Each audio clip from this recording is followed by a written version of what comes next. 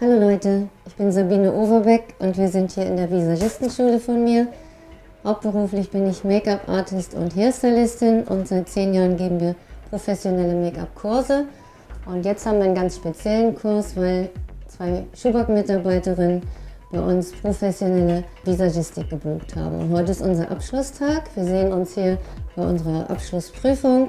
Großes Spalier und wir hoffen, dass die Looks, die die beiden Damen schminken, euch gefallen.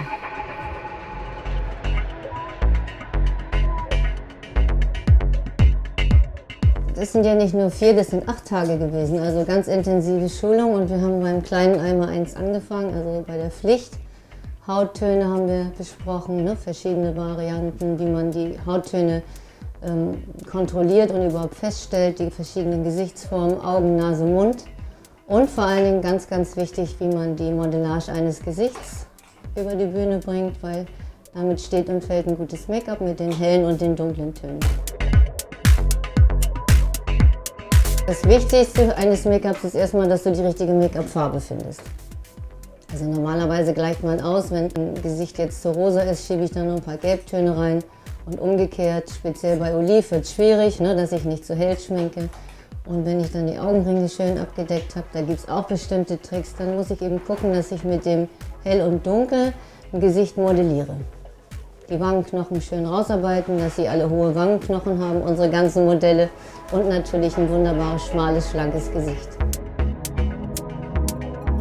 Erstmal finde ich es total toll, wie in diesen Tagen so diese anfängliche Scheu und das Herzklopfen einer totalen Professionalität gewichen sind.